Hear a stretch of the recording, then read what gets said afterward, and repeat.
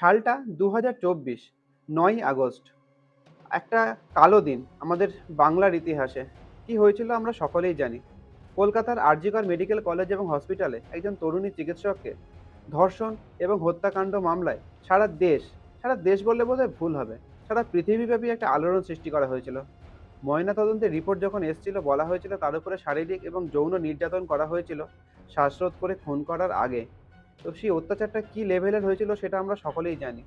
তার পা দুটোকে মাঝখান থেকে চিরে দেওয়া হয়েছিল, গোড়ালিটাকে পুরো ঘুরিয়ে ভেঙে দেওয়া হয়েছিল, গোপনাঙ্গে লোহার শিক রড ঢুকিয়ে দেওয়া হয়েছিল।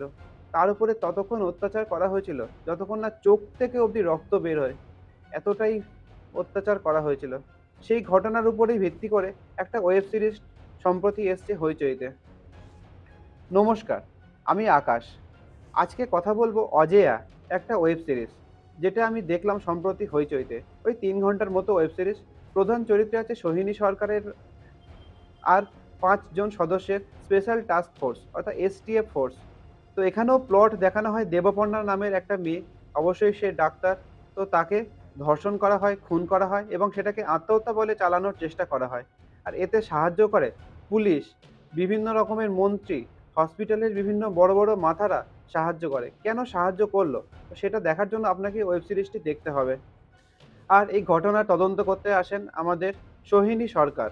তিনি, দামিনী দাশগুপ্ত আর 5 সদস্যের টিম, তারাও কিভাবে এই সত্য উদ্ঘাটন করে আর একের পর এক কি কালো সত্য বেরিয়ে আসে, এটাই হলো ওয়েব সিরিজটি দেখার মূল উদ্দেশ্য, যেটা সত্য ঘটনার সাথে কিন্তু পুরোপুরি মিলে যাবে। এবার যদি বলি পজিটিভ পজিটিভ ভিকটিম যে মেয়েটি, তার যে অভিনয় অত্যন্ত সুন্দর, খুব ভালো। শেষে আপনার চোখ থেকে জল বেরিয়ে যাবে, এত সুন্দরভাবে জিনিসটাকে তুলে ধরা হয়েছে। আর অবশ্যই সোহিনী সরকারের অভিনয়, যেটা খুব ভালো লাগবে। নেগেটিভ বলার মতো আমার ক্ষমতা বা সাহস এই নেই। শুধু ওয়েব সিরিজটা আপনারা একবার দেখুন, আপনি বুঝতে পারবেন মেয়েটির উপরে কতটা অত্যাচার হয়েছিল। এটা ওয়েব সিরিজ দেখতে দেখতে আপনাদের চোখে জল চলে আসবে। তাহলে সত্যি যে মেয়েটির উপরে অত্যাচার করা হয়েছিল তার উপরে বা তার পরিবারের উপরে কি গেছে, ভাবলে সত্যি।